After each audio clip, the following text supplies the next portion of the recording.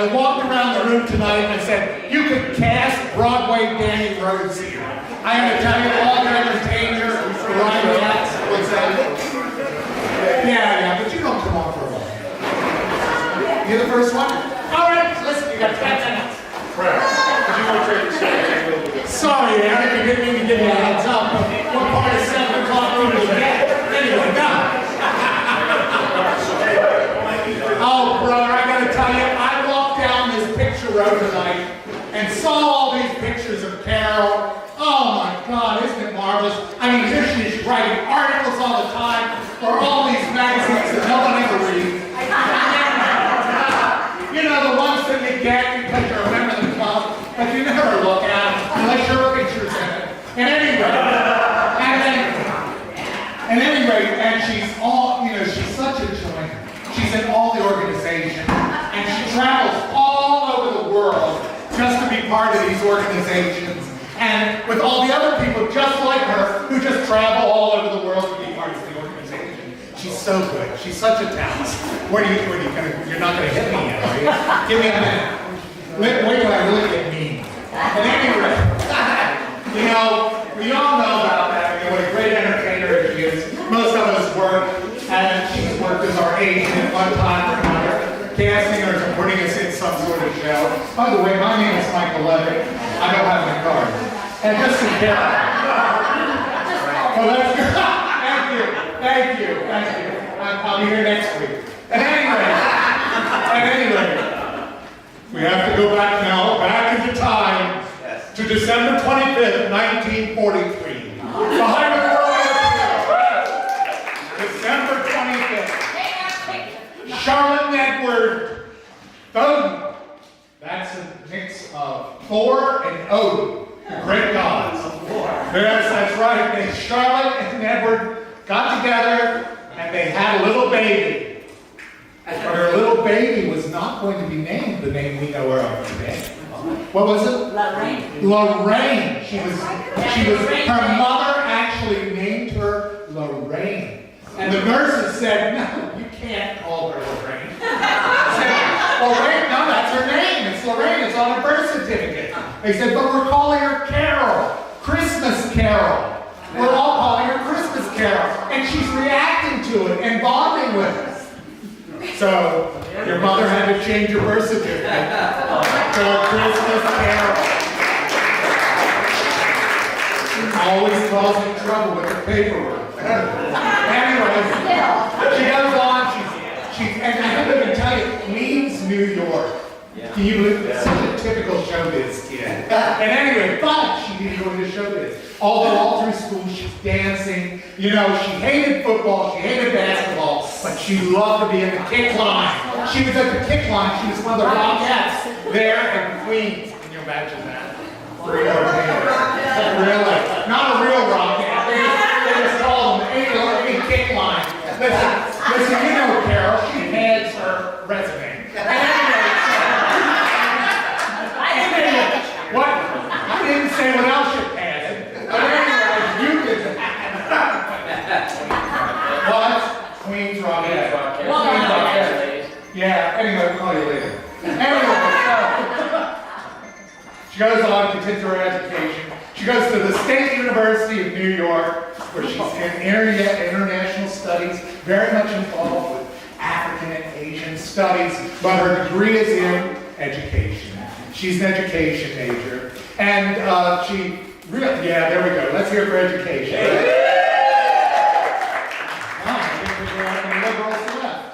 Anyway, so. Do I sit there now? Well, get that, would you? What's over here? Okay, got it. Thank you.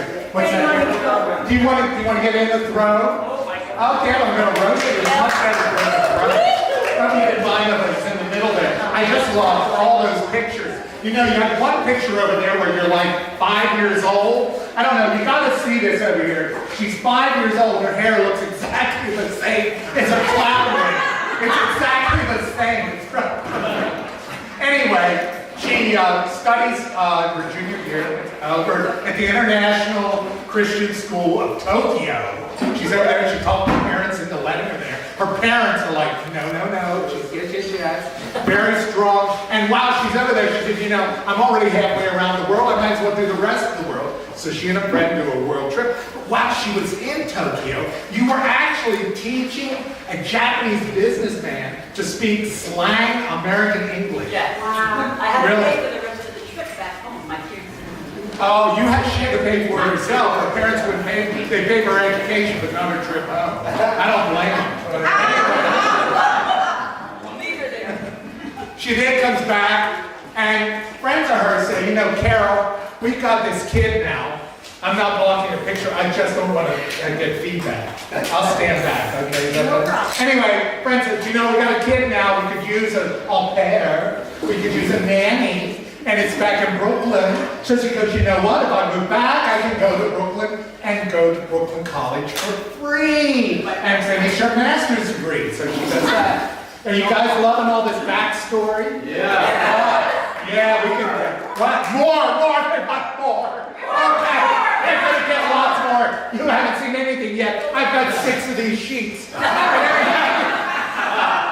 Well, while she's in Brooklyn, she's in Brooklyn, who does she meet? She goes into a Japanese department store there, and she meets Takashi Miya. Is that his name? Takashi Makita. Well, you were married to him, I wasn't. And anyway, Takashi Makita. And anyways, she marries this guy, right? Now that's taking Asian studies a bit too far. And anyway, she's married to, 15 years? 15 years, they hop around the country, they keep trying to have a baby, and Carol is distraught, she's crying, all these cheap, ugly people have babies, and I can't have a baby. And she gets a phone call, and the adoption agency said, we have a little girl, and if you'd like the little girl, you can pick her up Monday. This is on a Friday at night, right? Or Saturday. And in Boston, they were out there for the Boston Marathon. I wasn't there. All you usually gets a ribbon. But anyway, she gets a little girl. She gets April from Vietnam. She's 3 years old, weighs 23 pounds. At 5 years old. At 5 years old. Yeah, she was the most unloved child there. But brother, was she in for the love when Carol got her? It was the answer to her prayers. She got April. But you know what? April opened another door for her. It was not only the love of a mother, but as a love of a mother, she takes April out Halloween, out trick-or-treating, and her friends say to her, Carol, you can't take her out just dressed in civvies. You have to dress up with something. Well, Carol says, why? And he said, well, I have a clown costume. Let me lend you the clown costume. So here she is, out with April dressed up like a clown, and Carol's dressed up like a clown. She got the picture over there. And they're out trick-or-treating. They were actually out raising money for a library fund. They raised $1,600, and that's in 1975. My God, that's real money. We're talking. Can I just say something? What, do you think I can stop you? What was interesting, I got sick. Oh, I'm not sure. My clown was really pretty. She said she looked like Phyllis Diller. Anyway, the point is, I said, but anyway, I dressed my daughter up with a big pillow and big shorts and suspenders, right?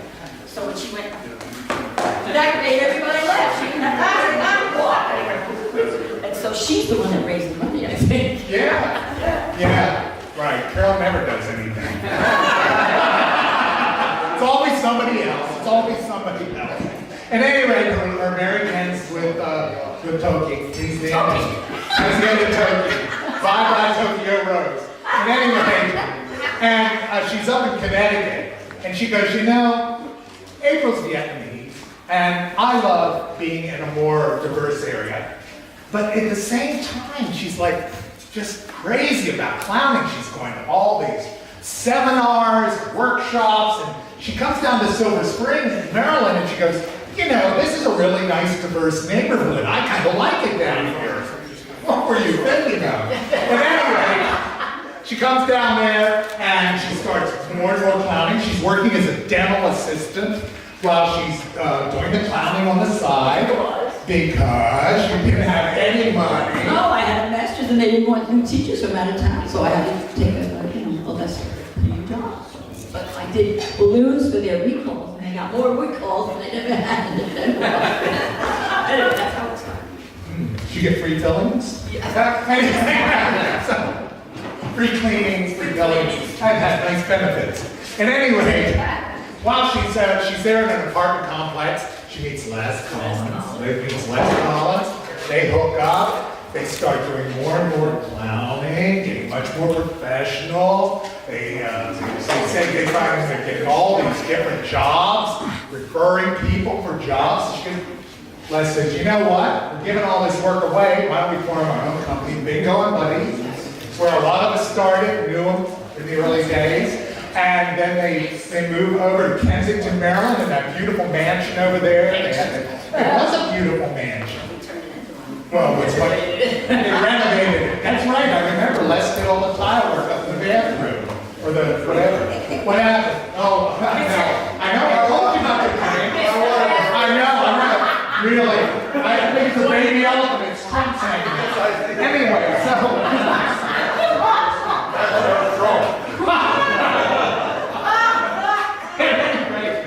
Wasn't that funny?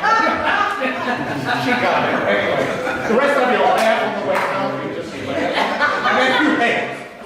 So, and things go on. They keep growing. They keep doing more. And then Les decides doesn't want to do it anymore. Over the Bingo wants to woman.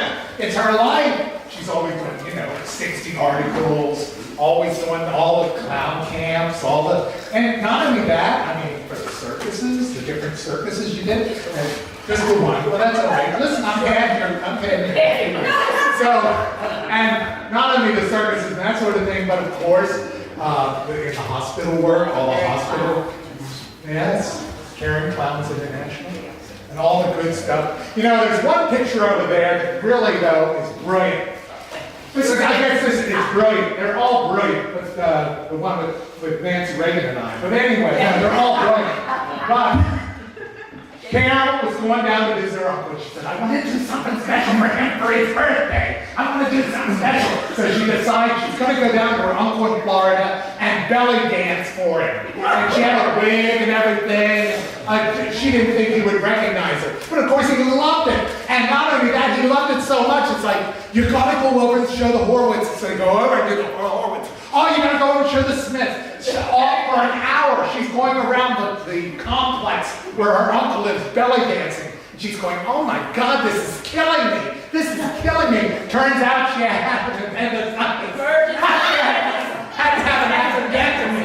I'm telling you, that's taking your art to extreme. The good news, here we go. I made Les do all my jobs. I stayed 2 more weeks in Florida.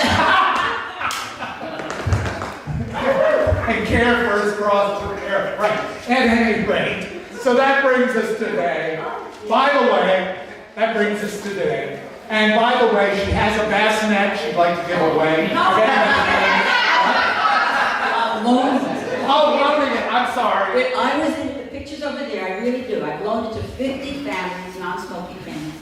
And you're welcome. If you know anybody having a baby or wants for their second, you are welcome to borrow it. I don't want it in my attic. It's beautiful. You'll see it. What if they smoke? They can't have it. Oh, okay. Well, this is a tough house here tonight. This is tough. But she's.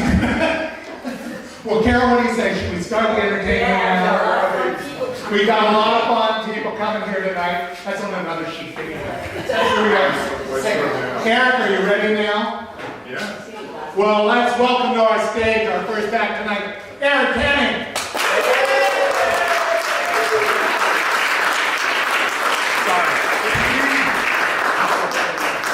Thanks very much. Hope it's the same at the end.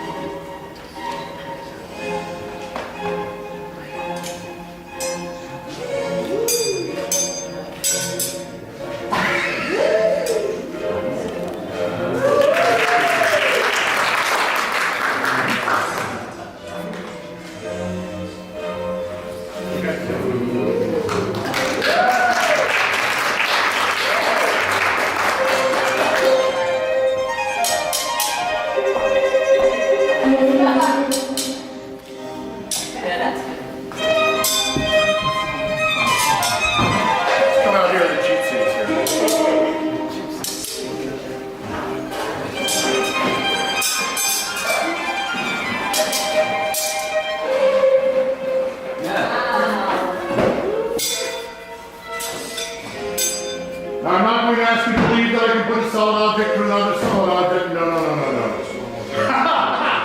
But just consider this. There are people who don't believe in solid objects, like Zen masters, quantum physicists, and the occasional magician. Wow. Now the last one is almost, oh there it is, automatic. And this is the one that the engineers all hate. Rings in the way, so that can't possibly happen.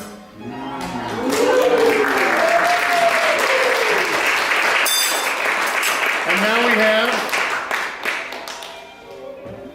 Mickey Mouse. trademark infringement. And then we have an oddity. We have a ring linked on a link. It's not even linked on a ring. It's linked on a link. And now I need a young lady to help me with this. Could be anyone at all. Stand up, please. Give that a tug, pull that as hard as you can. Is that coming apart? No. Shake your head vigorously so people in cheap seats can see. Hold it up high. That's good. Hold it steady, Carol. You want to be called Bingo or Carol tonight? Okay, I'll call you later. No, it's a discount. You ready? Gaze at the rings. Stare at the rings. Thank you very much.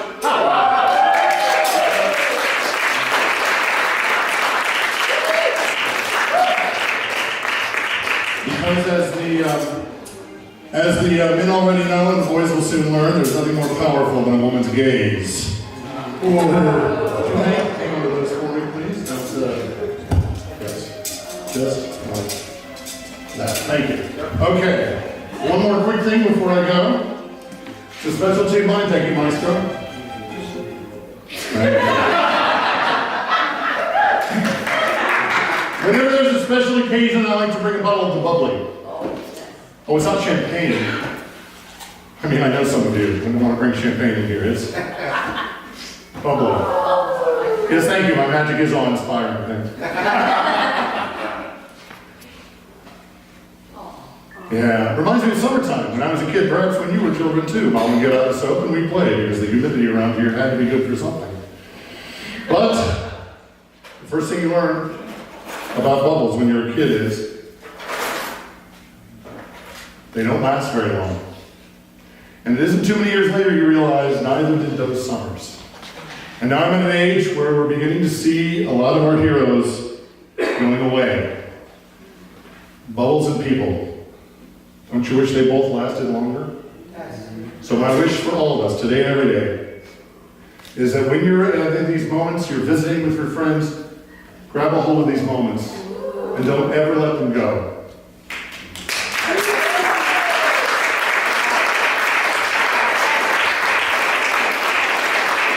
I see a bright future ahead for you. Happy birthday. God bless. Let's hear it for Carol. Thanks very much. And thank you, Dr. Hood. Well done. Mary also really helped me and her husband. I want to give her a big hand.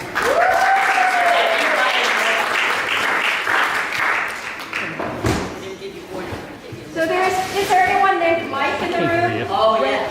If you're named Mike and you'd like to help me out, please come forward.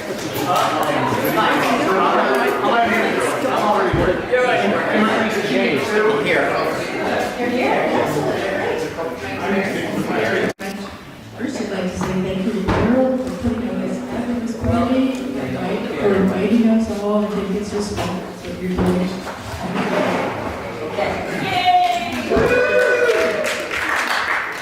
I just want to tell you a little story. Back to my not used to doing this. Back when I was 43, I became a flight attendant. Decided I finally had to do it. So back in those days, Eastern Airlines went out of business, put me in a class, and in that class I met a woman from Ethiopia. Next thing you know, she had cancer. I volunteered to go to Ethiopia where I lived for 3 months. There I met some street boys because $1 was worth $10. I could do a lot of good for a lot of people, and that's been my greatest gift. So if you gave $100, it was $1,000 in their money.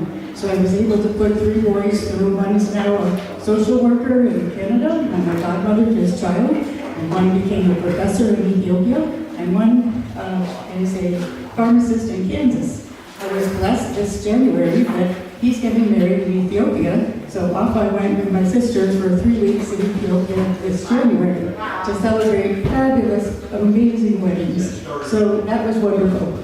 I then went north to visit the professor and stay with him for a week. What I discovered is I took for granted hot water and toilet paper, and said never take that for granted again.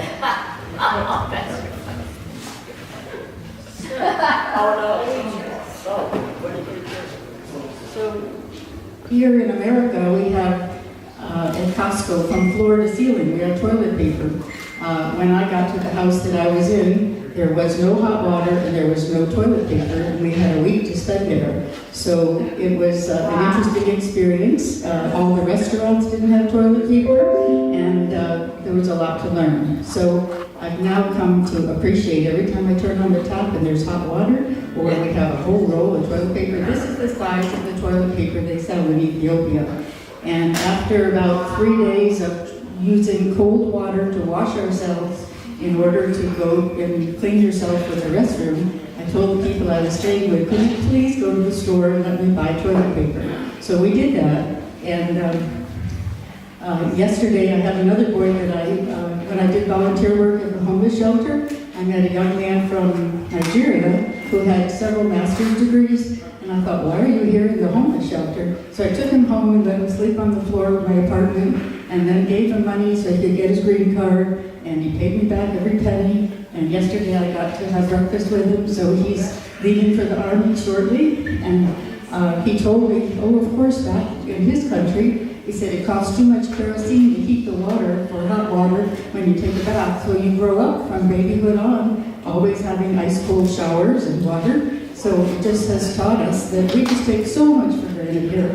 So I just want us all to remember that. Every time you've got that paper, every time you've got hot water, say, wow, are we blessed? The smallest of things.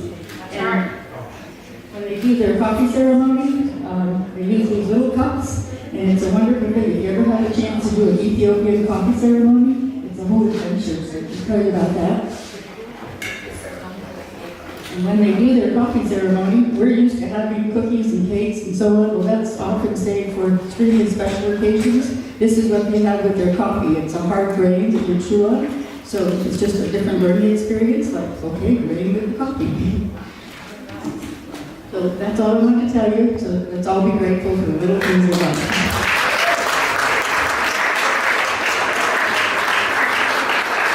Thank you, Joyce. I gotta tell you, that toilet paper story reminds me, you know that Scott Tissue touched a new bottom today and literally thousands were wiped clean. It's a stock market report. And anyway, so, Mary, I think Mary's ready, but Michael and the other Mike, she wants all the mics up here. You'll go after her, is that okay? That way you'll already be up here. Don't be so. So we're getting all the mics up here. So Carol, where were you in 1941? She was a glimmer in her father's eye. Still a glimmer in your father's eye, right? He was in the war. So in 1941, someone went out to harvest a chicken. Anybody here have chickens? Anybody here ever harvested a chicken before? Yeah. Okay, it's not an easy thing. So sometimes the story goes that, and this is a true story, that he went out to harvest a chicken for his mother-in-law, and she likes the extra long neck of the chicken. And he cut off the head of the chicken, but the chicken survived. It's a true story. It's a true story. Anybody heard this story before? His name was Mike. It's wonderful. It's not me though. It's not. So my friend Jan Gillies wrote a song called Mike the Head. Bring your back. And he lived a long time. And you can join in the chorus if you want. It's really easy. A cruel blow or a lucky strike, did the axe cut just wrong or right? Put this bird in the spotlight, Mike the headless chicken. That's your He doesn't seem to be in pain, he's walking around without a brain. People line up in the rain to see Mike the headless chicken. Here's the chorus. Mike, Mike, Mike, he's got no head. Mike, Mike,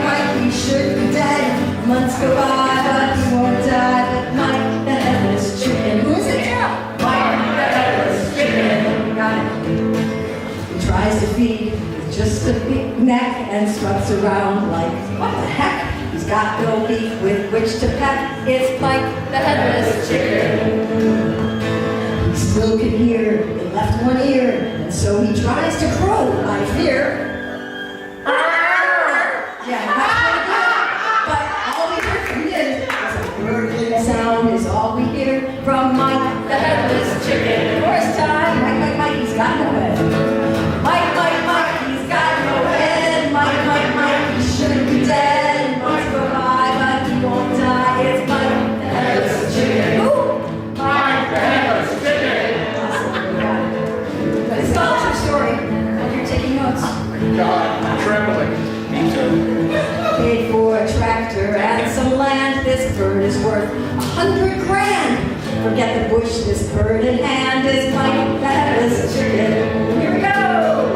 Mike, he's got no head. Mike, he should be dead. Mike's alive, but he won't die. It's Mike the Headless Chicken. Who?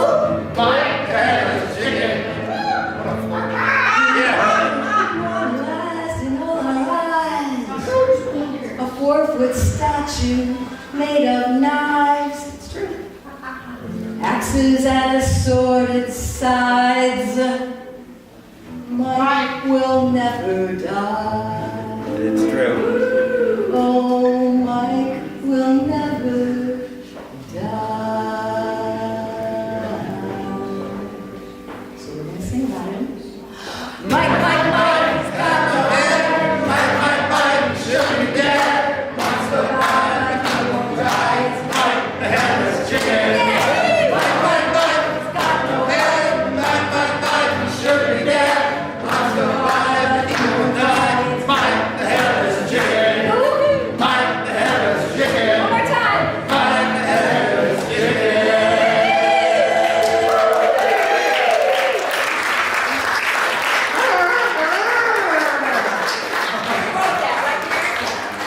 Yeah, Did you write that? I wrote that with, Mary wrote that. with Miss, Go online, you'll see that my cover. Janet Gillis. Well done. And now speaking of Mike, there's another Mike. Mike Rosman here. Take it away, Mike. Would you like to? Yes, there we go. So I'm going to do some of this with a mic and some of it without a mic. But it's so nice to be here and help Carol celebrate this special occasion among so many performers that I get to see at events all the time. I see so many people out there whose faces I recognize, and I see people who I see at events, and I don't know their names, but I see them all the time at events, and the rest of you just look like all the other people I see at events. My name is Mike Rossman. I'm from Baltimore, and I actually had a show in New York last night. I drove all day today to get here. And when I was trying to decide what I should do for Carol's 75th birthday celebration, it immediately occurred to me something that came from my grandmother and something that came from my grandfather, because those are the ages that I remember them. So.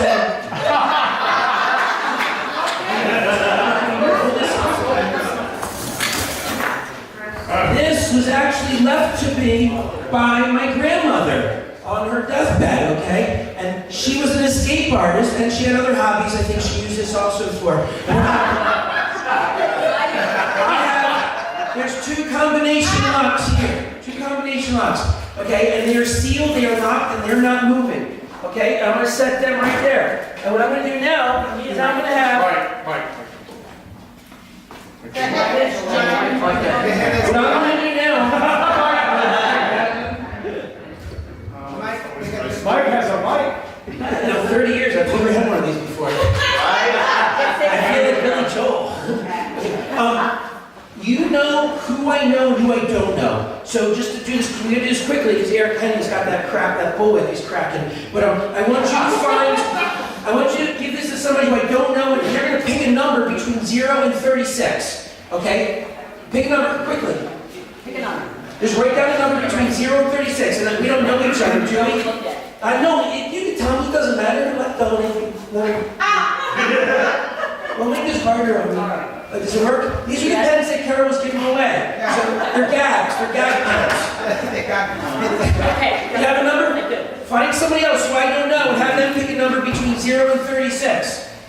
Now, folks, those of you who couldn't math will recognize that how many possible combinations are there between 0 and 36? 37 times 37 times 37. That's how many possible combinations there are to open these locks that are still locked. Do you have 3 numbers? No. So get 3 more. Get 2 more. One more number. I need 3 digits, 3 numbers that I'm going to use to open these combinations. And the magic is from the fact that I don't know these people and you guys are picking the numbers randomly. You have the numbers. I'm going to set this right here. I'm going to write these down in my logbook. Okay? Yeah, no. Okay, so tell me the numbers in a loud voice. 18. 13. 35. Okay, 18, 13, and 35. Right, those are the numbers you put. Did I have any influence in you guys choosing those numbers? I don't even know who you are. I don't even know who picked the numbers. Remember, Carol, 18, 13, and 35. Hold those. Folks, check this out, okay? You guys have an amazing mentalist coming later, but wait till you see this. 18. 18. Good, next. 13. 35.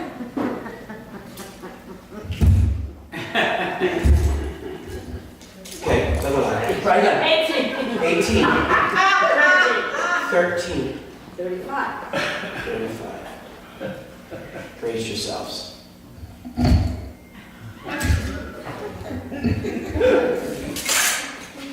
Someday I'm going to find out what stinking numbers open his house.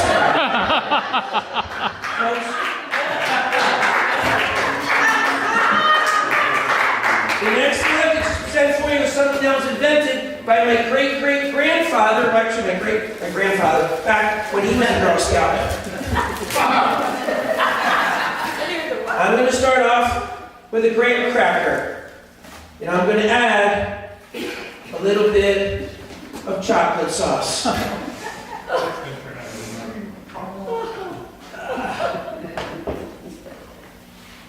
Not that graham cracker. That one just broke. Luckily, there's a little underlying background music to keep this interesting. Can anybody guess what's next? Nope. It's a marshmallow. No. I've even started fires the old-fashioned way, and that's with gasoline. And I left it in my truck, and I didn't want to drive another 150 miles in my truck, so I took my little car and I left the gasoline in the car. So I borrowed sterno from the kitchen. So we're going to just drop this in the sterno and let that marinate for a little bit. Okay? And while that's doing that, I'm going to explain what's going to happen here. I'm going to take the graham cracker with chocolate sauce on it, and I'm going to hold it in my teeth like this. I'm going to stand on one foot. I'm going to take the marshmallow soaking up the whatever's in that sterno. And I'm going to... Different show. I'm going to take the marshmallow, I'm going to push it on my shoe, I'm going to put this graham cracker in my mouth, I'm going to light the marshmallow on fire, I'm going to kick it up in the air, and I'm going to run through that exit as fast as I can. I'm going to catch the marshmallow in the chocolate sauce, creating a flying s'more. Now, when I tried this in the 7-Eleven parking lot this morning for the first time, I discovered that flaming marshmallows will set your eyebrow on fire. Problem solved. It's actually cheaper and just as painful as getting it waxed. I also discovered that flaming marshmallows will stick to your shoes, so I called my friend Pam. Some of the jokes are just for Carol.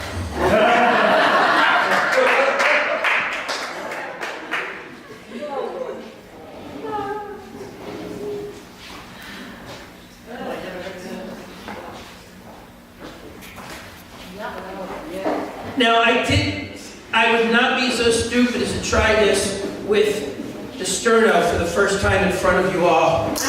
Absolutely cold. I did try it in the kitchen once, just before the show. I noticed that the marshmallow burned really hot and with a low flame, but we're going to do this anyway.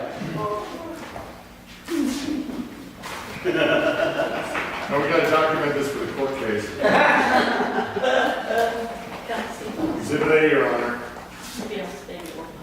Okay, there's like 85 people in this room, and every single one of you is a grown-up. Not a single person's going to try and stop me. No, but your balance is pretty well.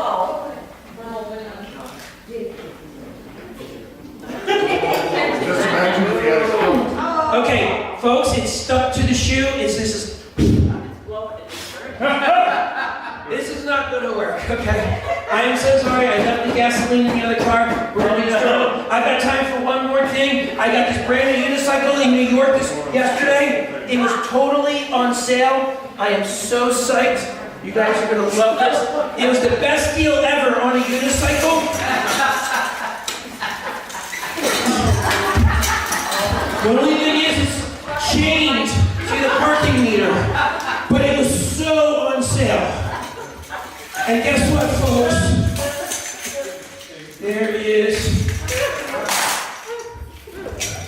a padlock here holding the unicycle to the parking meter.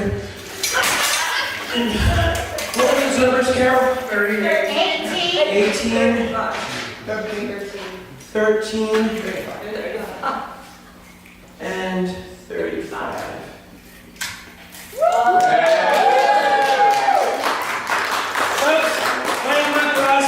I work for Carol 2 or 3 times every year. The same client keeps calling me. And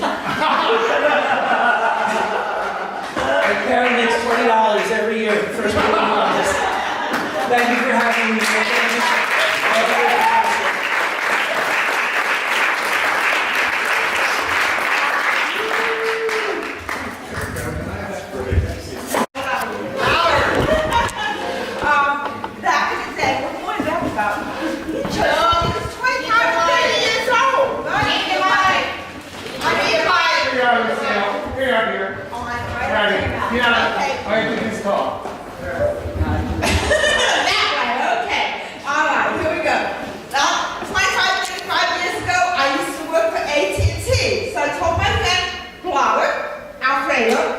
That I knew how to make long distance calls. Blotter tea climber. You're silly. No wonder I can't do that both. Anyway, I knew how to make long distance calls for free, and I would show him how to do it. So that's what I'm going to show you all tonight, is how to make a long distance call for free. Okay? All right. Hold on. We need that kind of green shirt. Miguel. Oh, we got it here. We got it here. We got it here. We got it here. We got it. But we need you here. Hello, should I stay here?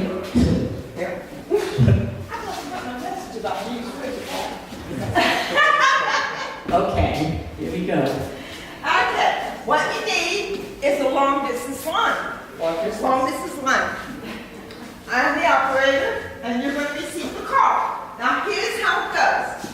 So to get a long distance call for free, I'm going to say, ringy dingy dingy, and you're going to say, hello. I'm going to say, long distance operator, got a call for you, and you're going to say, let me have it. Got it? Got it. Got it. Okay, here we go. Ringy dingy dingy. Hello. Long distance operator.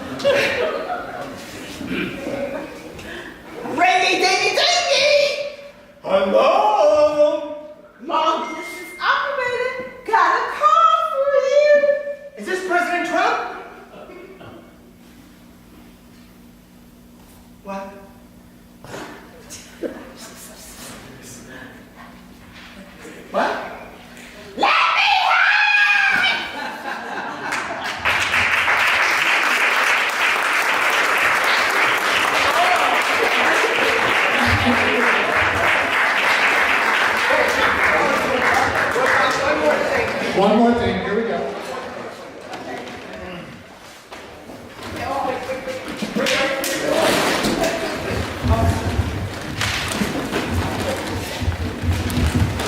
I didn't have a card, so I thought I would write you one.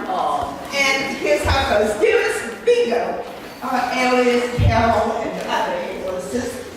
Congratulations on a job well done. You've had 43 years of nothing but fun. Bring laughter and giggles to the world for every little and big boy in the world. You've shared your characters here and there, your name is noted everywhere.